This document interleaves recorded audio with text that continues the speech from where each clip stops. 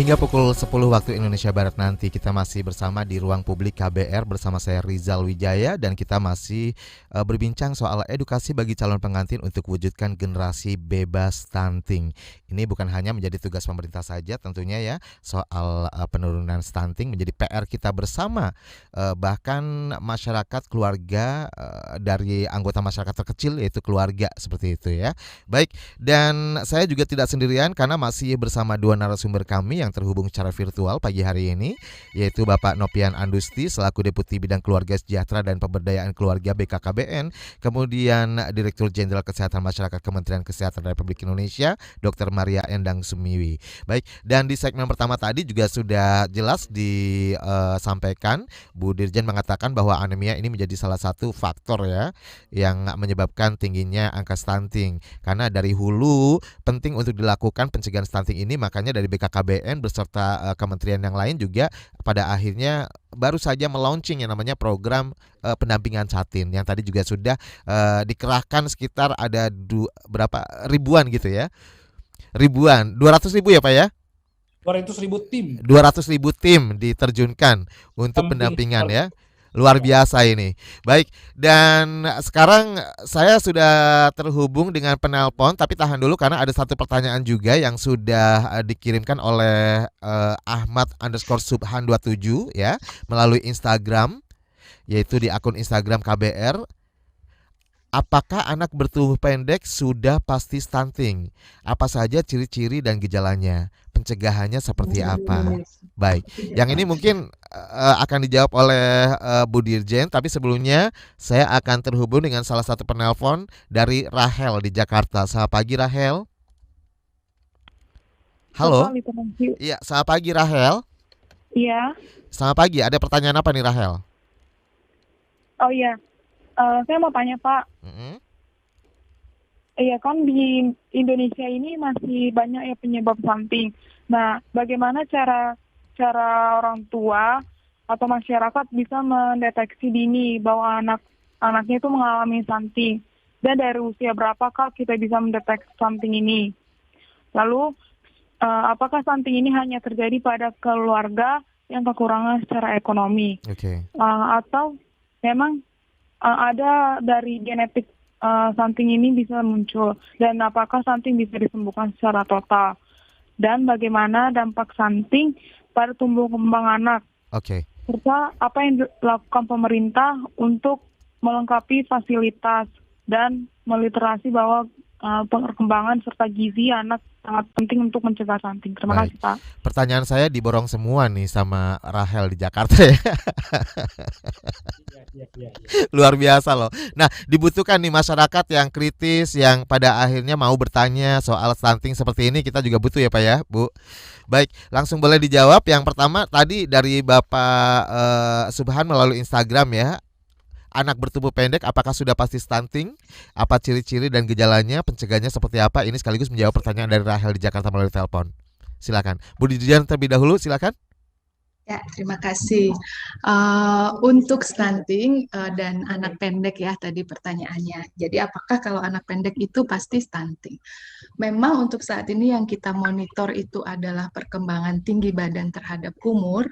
Kalau di bawah 2 simpangan deviasi itu kita katakan anak ini stunting. Tetapi simpangan sebetulnya, deviasi itu apa ya Bu? Boleh. Simpangan deviasi kalau di ini ya. Kalau di kartu buku KIA itu kan ada grafiknya. Yang warna kuning, hijau gitu ya Bu ya? Iya betul. Yang itu di bawah yang tinggi. Ya, itu nanti ada tulisannya tuh. Nah, kalau di bawah 2 SD, nah dia itu stunting. Tetapi stunting tidak hanya panjang badan ya, tetapi juga perkembangan. Jadi kalau misalnya anak ini pendek, belum tentu dia stunting. Tetapi nanti bisa dicek dulu perkembangan anak ini apakah sesuai dengan usianya. Jadi kalau merasa anaknya pendek misalnya, nah bisa berkonsultasi ya dengan dokter maupun tenaga kesehatan apakah perkembangan anak saya ini sesuai dengan umurnya.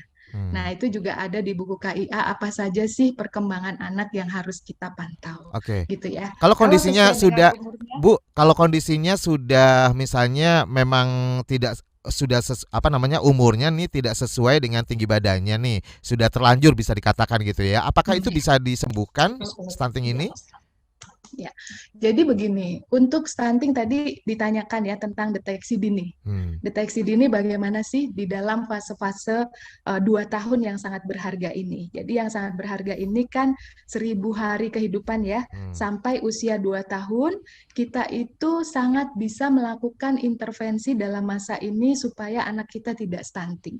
Jadi yang pertama, pada saat lahir, Oke. saat lahir, deteksi pertamanya adalah apakah anak ini lahir di bawah 2.500 gram beratnya atau berat badan lahir normal 2.500 gram.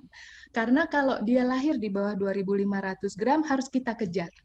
Harus kita kejar gizinya supaya nanti sesuai dengan perkembangannya tadi yang mengikuti kurva perkembangan normal. Kemudian yang kedua, pada saat lahir, apakah anak ini panjang badannya kurang dari 48 cm atau lebih dari 48 cm. Kalau kurang dari 48 cm, kita kejar lagi gizinya. Jadi kita bisa melihat dalam setiap fase. Kemudian ASI eksklusif ya sesudah lahir. Kalau anak ini mendapat ASI eksklusif 6 bulan, maka resiko untuk stunting jauh lebih rendah. Gitu. Jadi setelah lahir kita lihat, kemudian kalau dia di bawah 2.500, panjang badan di bawah 48, harus dapat ASI eksklusif, meskipun yang normal juga tetap harus dapat ASI eksklusif.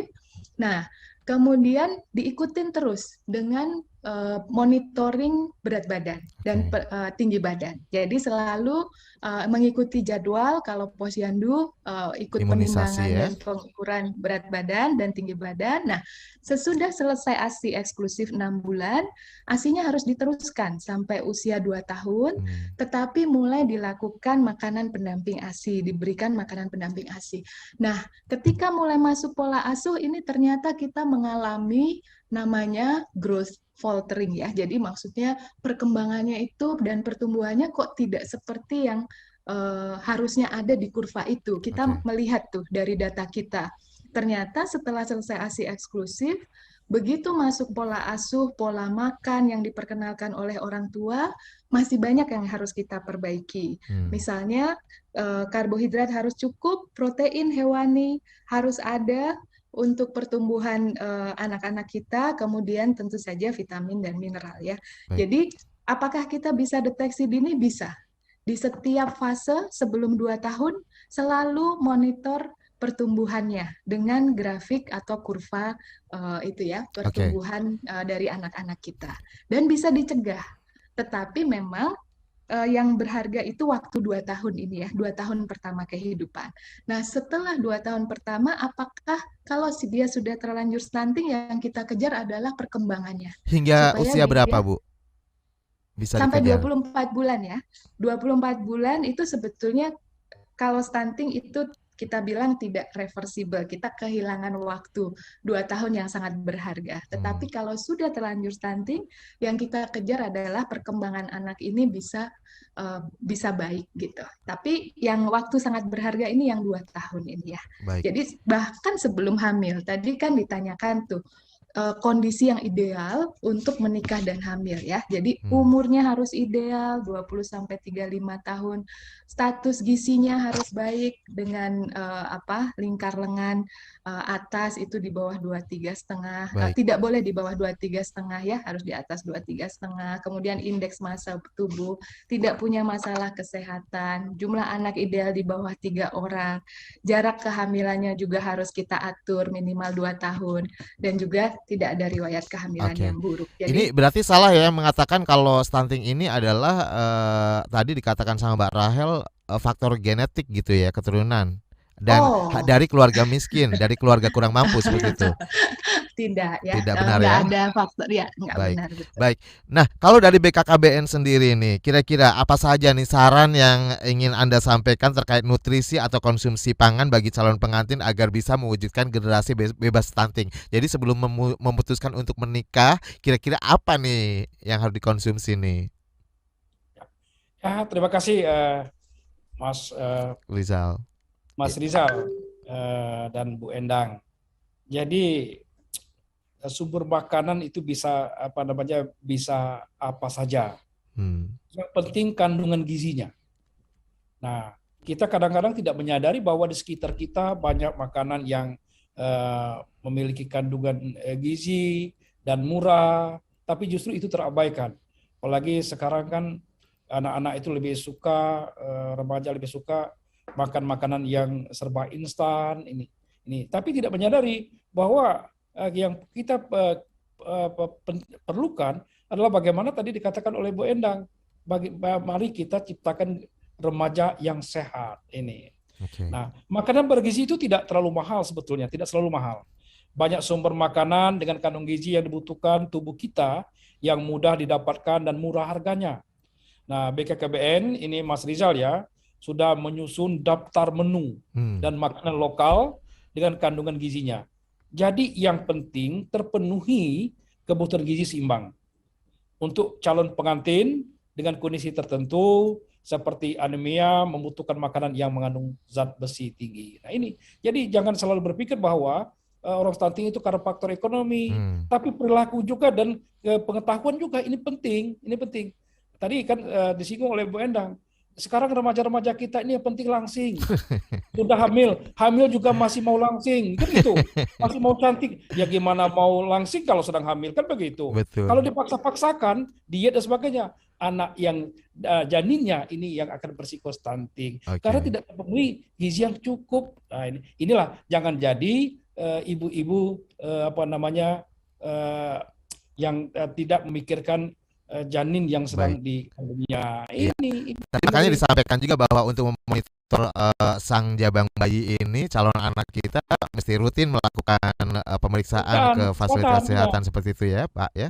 Dan kemudian Mas Rizal ada pendamping keluarga yang akan selalu mengingatkan. Yes. Nah, itu. Baik.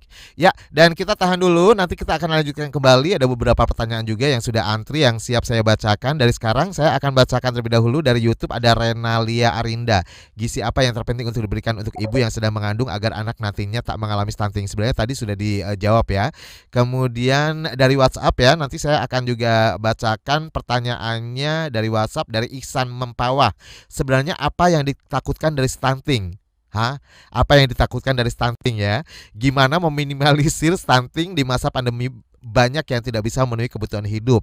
Apa yang harus dilakukan orang tua yang hidup pas-pasan agar anaknya tidak stunting? Mana harga minyak mahal seperti itu kan? Harus dikukus, Bu. Baik, jangan kemana-mana, kita akan kembali setelah jeda iklan berikut ini.